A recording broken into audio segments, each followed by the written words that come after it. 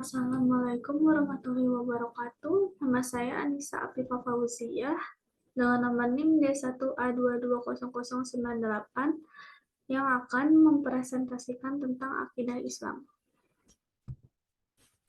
Itu ada pengertian akidah Islamiyah, yaitu secara bahasa etimologi akidah diambil dari kata al-aqdu yang berarti asyadu, yaitu artinya pengikatan, arbabtu yaitu ikatan, al-isaku yaitu mengikat, as-subut artinya penetapan, dan al-ihkam yaitu penguatan. Al-Quran mengajarkan akidah tauhid kepada kita, yaitu menanamkan keyakinan terhadap Allah Subhanahu wa Ta'ala yang satu, yang tidak pernah tidur dan tidak beranak pinak. Secara terminologi yang umum, akidah adalah iman yang teguh dan pasti, yang tidak ada keraguan sedikit pun bagi orang yang meyakininya.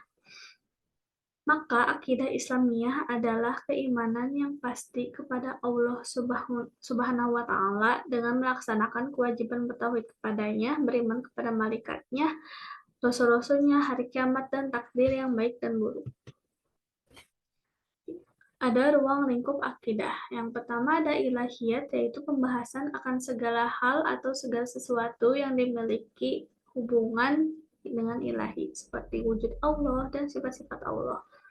Yang kedua ada nubuwat, yaitu pembahasan mengenai segala sesuatu yang memiliki hubungan dengan Nabi dan Rasul, termasuk pembahasan mengenai kitab, Allah, mukjizat, dan lain sebagainya.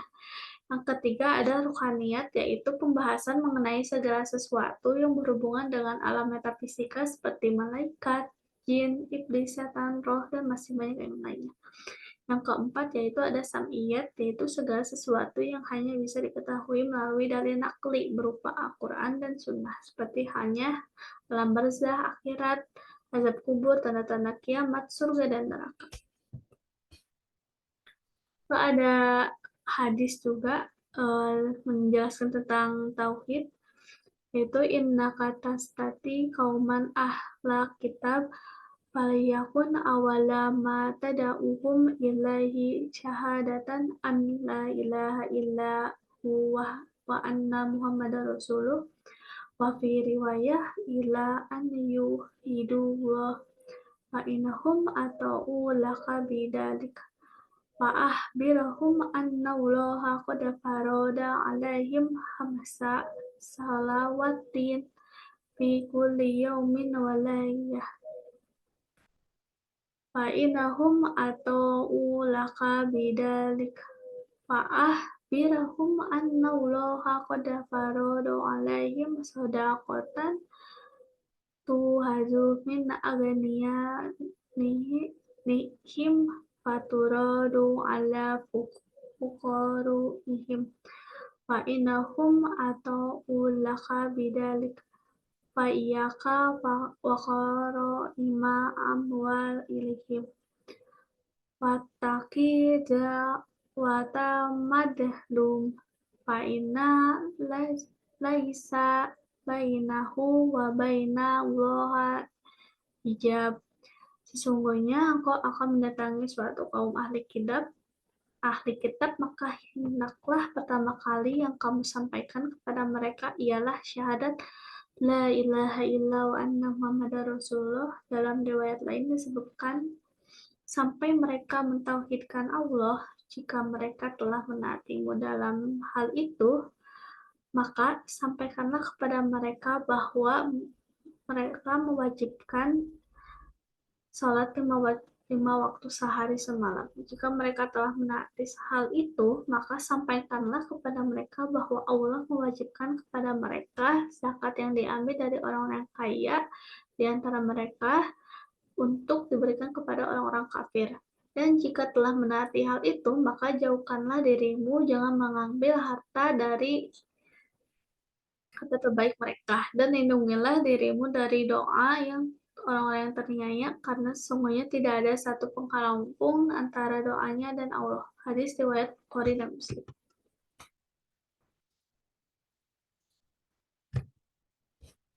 Itu ada tauhid rububiyah, yaitu meyakini adalah Allah satu-satunya pencipta, pemilik, dan pengendali alam raya. Bertujuan manusia untuk mengakui tentang keagungan Allah Subhanahu wa taala atas semua makhluk yang diciptakannya.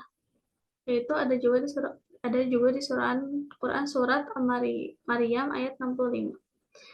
Rabbus samawati wal ardi wa ma bainahuma fa'buduhu wastabir li'abadatihi hal ta'lamu lahu samia.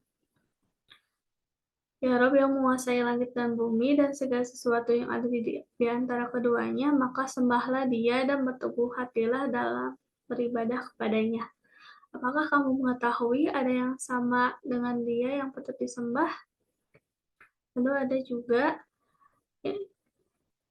tu'minu billah wa malaikatihi wa kutubihi wa rasulihi wa yaumil akhir wa tu'mina bil qadari khairihi wa hasar. Iman itu adalah engkau beriman kepada Allah, malaikat-malaikatnya, kitab-kitabnya, rasul-rasulnya, dan hari akhir, serta beriman kepada qadar yang baik dan yang buruk. Itu ada tauhid uluhiyah, yaitu mengesahkan Allah dalam mengerjakan ibadah seperti sholat, zakat, puasa, berkurban, berserah diri, dan mengharap kepadanya.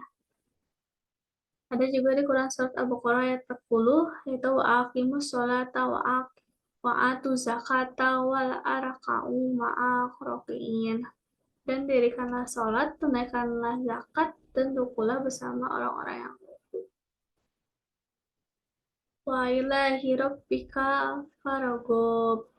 Yaitu di Quran surat Al-Insyirah ayat 8. Karena tauhid uluhiyah harus mengharapkan hanya kepada Allah. Di sini juga ada di Quran surat Al-Insyirah. Dan hanya kepada Tuhanmu lah hendaknya kamu berharap. Itu ada tauhid asma wa sifat, yaitu pembenaran beriman kepada nama-nama Allah dan sifatnya sebagaimana termasuk dalam Al-Quran dan Sunnah Rasulnya. Ya ayyuhallazina amanu billahi wa rasulihi wa kutubihi. Ya ayyuhallazina amanu billahi wa rasulihi wa kitabillazi nazala ala rasulihi wal kitabillazi anzala minal qabl. Wa man yakfur billahi wa malaikatihi wa kutubihi wa rasulihi wa yawmil akhir faqad dalalatan ba'id. Wahai orang-orang yang beriman, tetaplah beriman kepada Allah dan Rasul-Nya Muhammad dan kepada kitab Al-Quran yang diturunkan kepada Rasul-Nya, serta kitab yang diturunkan sebelumnya. Barang siapa ingkar kepada Allah, malaikat-malaikatnya, kitab-kitabnya, Rasul-Rasul-Nya, dan hari kemudian, maka sungguh orang itu telah tersesat sangat jauh. Quran Surat An-Nisa ayat 136. Yaitu inti dari keseluruhan tauhid artinya beriman kepada nama Allah dan sifatnya untuk mengetahui bahwa apa yang Allah Subhanahu wa taala sifatkan untuk dirinya adalah benar, hak, dan mutlak. Ada juga penyimpangan akidah, yaitu yang pertama jahil terhadap akidah yang sahih, itu karena berpaling dari belajar dan pembelajaran akidah serta kurang perhatian terhadapnya, maka muncullah generasi yang tidak memahami akidah yang lurus. Sehingga mereka meyakini sesuatu yang hak benar, sesuatu yang batil salah, dan sebaliknya, meyakini yang batil sebagai sesuatu yang hak. Jadi ada generasi yang dimana itu yang benar itu menjadi salah, yang salah itu menjadi benar, terbalik itu. Yang kedua ada ta'assub, yaitu fanatik dengan ajaran yang wayang meskipun di atas kesalahan.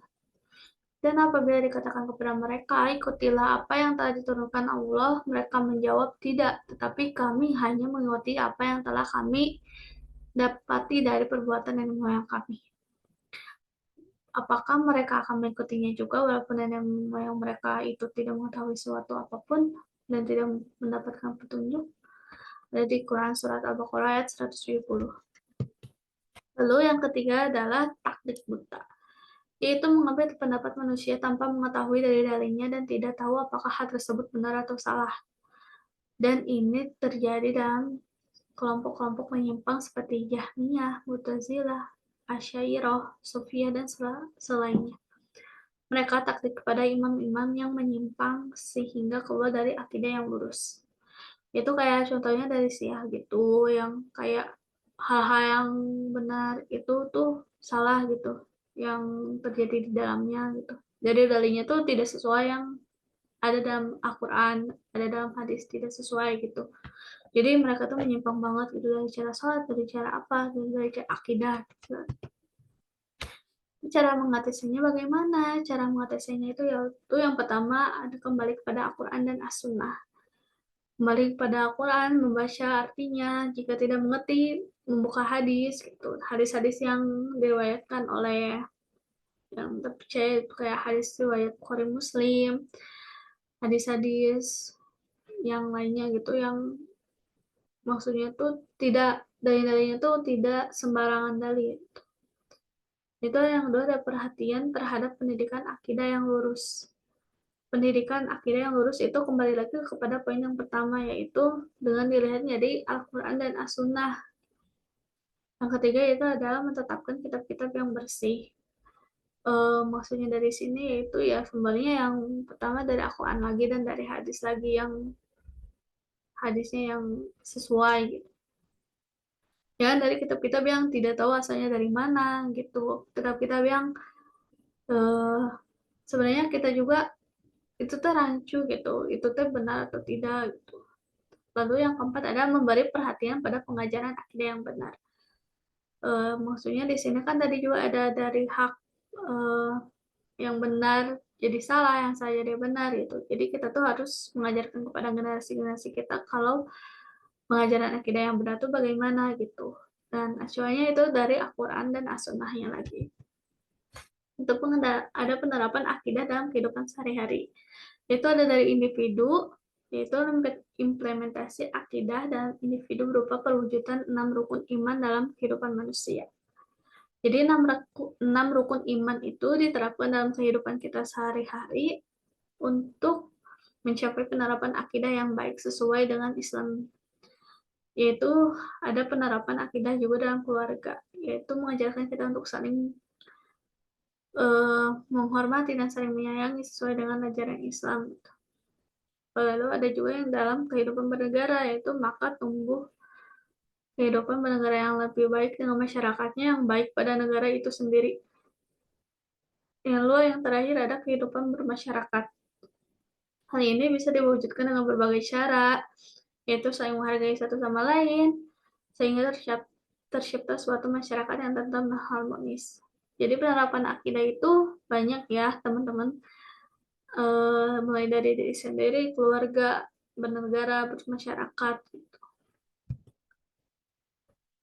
Kesimpulan dari seluruhnya yaitu akidah adalah intisari atau pokok dalam agama Islam yang menegaskan bahwa Allah adalah satu-satunya Tuhan yang harus disembah dan kewajiban bertauhid kepadanya, beriman kepada malaikatnya, rasul-rasulnya, hari kiamat, dan takdir yang baik dan buruk.